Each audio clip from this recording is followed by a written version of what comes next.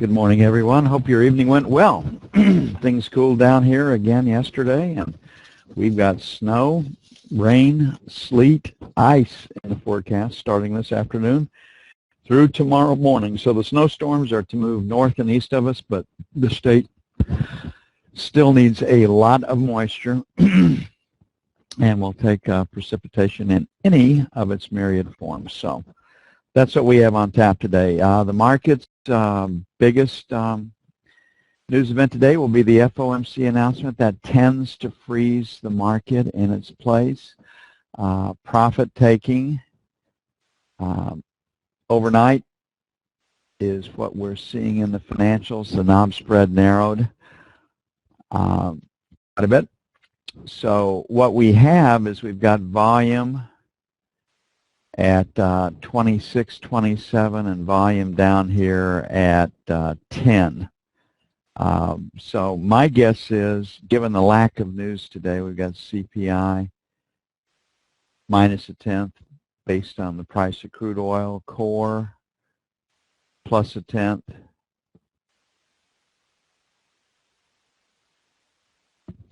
account balance minus 96.3. Multiply that by 12 and you'll see that we're still going to do $1 trillion deficits. It is now official. This administration has created more debt than all the other previous presidents combined. As we all know, that's not a good thing. At some time, it just has to end. Crude at minus 2.6. Now, normally at this time of the year, they run inventories down, and that hasn't happened yet this year. So we're still having the effects of long-term crude purchases, commitments to purchase crude coming in, and the lack of demand in the United States, either from improved mileage of the fleet or from economic softness. So this number the crude players will pay attention to, but from Thanksgiving through the end of December, you can't get too excited about drawdowns in crude because they're running inventories down to lessen the impact of taxes. Also, because we now have added 3 million barrels a day of production to the United States, we're right at 9 million barrels a day. We don't have to have as much crude stored above ground as we have had in the past, in case there's supply interruptions from the Middle East. So long term, the overall inventory level is coming down, and shouldn't get too excited about drawdowns in crude inventory. So the focus is FOMC and language in the announcement that will hint at when interest rates will begin to increase. Given the world's economic softness, it's hard for me to see the Fed being able to raise interest rates by much. They may do so to show that they're taking excess money out of the system, but they're not. When you look at the Fed's asset and balance sheet, it continues to grow. So they're not doing outright or direct quantitative easing, but there's a lot going on beneath the scenes to ensure liquidity in the banking system. Now, why haven't we gone into a depression and only have had stagflation or slow, modest growth? It's because during the Depression, liquidity evaporated, and that's why one company after another and banks all went out of business. So the Fed has done a pretty good job at maintaining liquidity during this, but low interest rates and excess liquidity have not brought the envisioned economic growth. So we've got volume at 10. We've got a low volume number at 6. We've got another low volume number against the buck. So my guess is that we probably have pretty good support 4 to 8. So because it's a B, because we've got a double distribution down, because the E-mini might rally, we're going to put our first buy at 5 to 9. And why? Are we buying into weakness? It's because of the FOMC announcement. And that tends to hold the market in a trading range. We left yesterday's market wanting to sell failure to take out 28. The overnight session's high is 27. We got a single print at 20. So 15 to 19 is sell 1. and sell 2 is 23 to 27. Get those written down so I don't forget them. Always held to account. Always on the record as a buyer or seller. Can trade both sides of the market today. It might take a 13 to get in, but we'll have to see how that first rotate takes place. May not have a low until E-mini opens this morning. Okay, the knob spread contracted yesterday. We went out at 1806. It was 1725 this morning when I took down the information. So that's a 13/32 swing in the knob spread. So a lot of profit taking went on last night. Why? Because of the FOMC.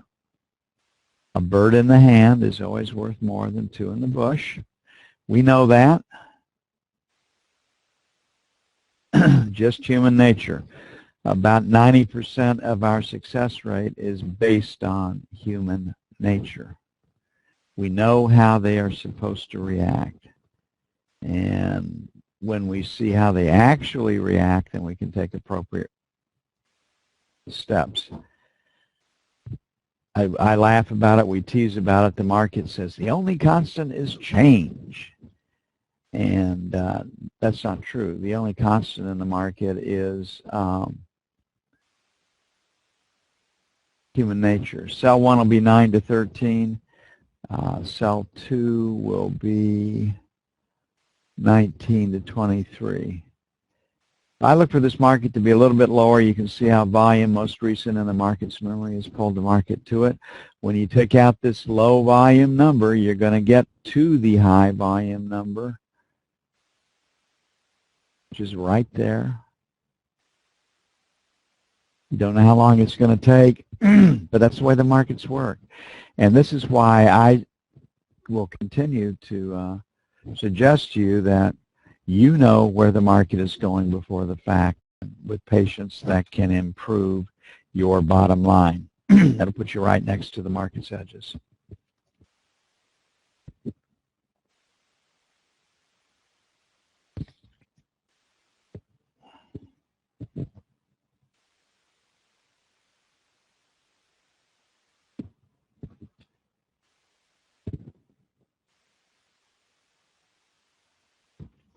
Okay, looking at gold. Gold is up.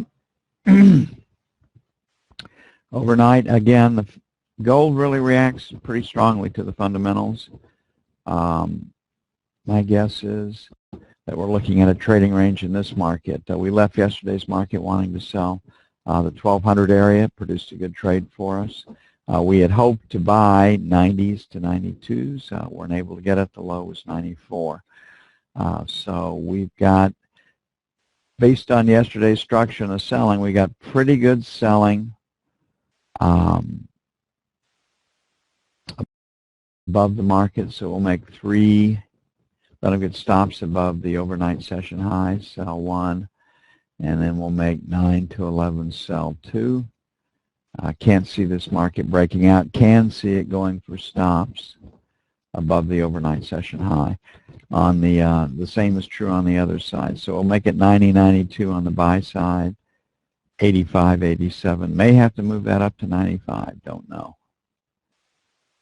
Today's news should have very little impact on the trading in gold. I anticipate it trading technically, and I anticipate a trading range because of the FOMC announcement coming today at 2 Eastern.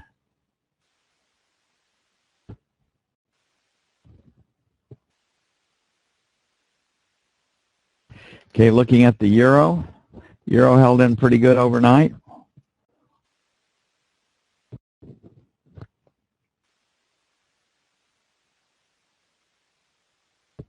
We have not busted the current trading range. We've got volume at in the 40 area. We've got stops below 50, so 40 to 50 will be buy 1. Buy 2 will be 15, 25. On the sell side, we have these single prints, so 75, 85, and then 95.05 for sell 2.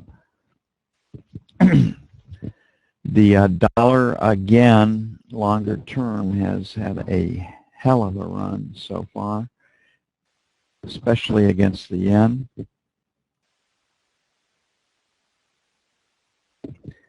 And right now, what's going on in Russia, what's going on in the price of crude oil is bringing in support to the euro, but longer term, they want the euro lower, so I think the market will still be sold. So looking at this, we've got a seller at 25.50, and we've got a buyer down against 24. Okay, crude oil. Crude oil, today we have the inventory report. Again, I don't think that the market will pay a lot of attention to it, but the ironic thing about EIA inventory numbers now is that you get the correct reaction off the headline, but the market quite often fades it. So good trade for us has been let the first 3 to 5 minutes get out of the way, then fade the inventory report. It's worked out pretty well. For those of you that are new to the room, this is a number 2 trade. You put a limit sell inside these high volume numbers. Quite often the higher low-end crude comes in London. So London wasn't able to take out 56. We are pointed lower. I don't think we can break the market early on this morning. We came in last night wanting to buy the 55,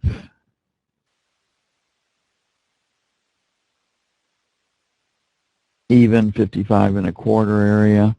Well, I missed that by a bunch. And we wanted to sell 56.50 to 75, so it came off quite a bit into yesterday's close. So on the buy side this morning, 54, 54 and a quarter.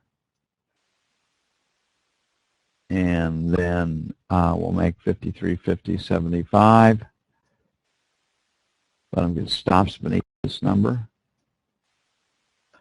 Leaning against this high volume number, 75 to the buck will be sell 1. And then 50 to 75 will be sell 2.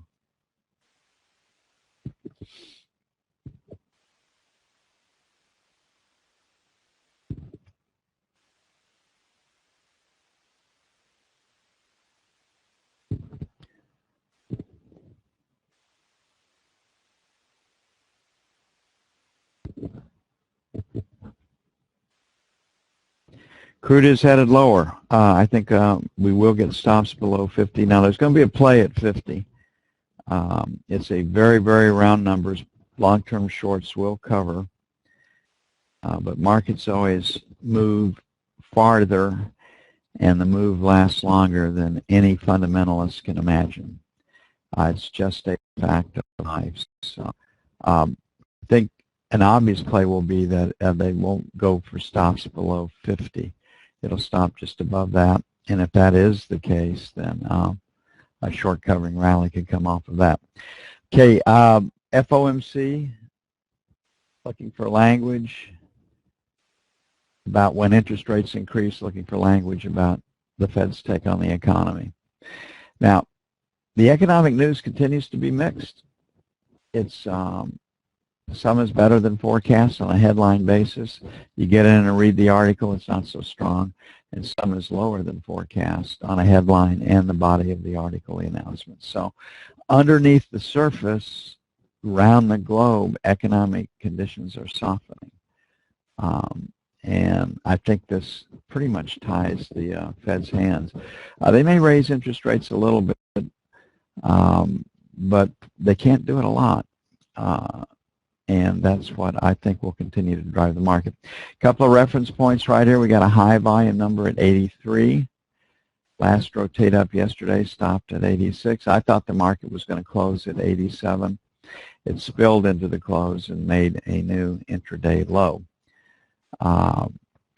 So here we are. We got pretty good resistance at 83 to 85. We've got pretty good support at 65, 67. We like the 65, 67 as a buy area. So we're going to have our buy area 70 plus or minus, and then 65 plus or minus for buy 2. I see a trading range. Volume suggests that we're going to go higher. Want to sell this 83, 85 area. Lean up against this high volume number. It'll allow them to get stops above the overnight session high. And then the second area to sell will be the 89 to 91 on the idea that we can't break it out because of today's FOMC announcement. That's all I have for right now. It'll take at least 20 minutes to get it up. I'll get busy on that. I'll see you as soon as possible. In the meantime, good trading.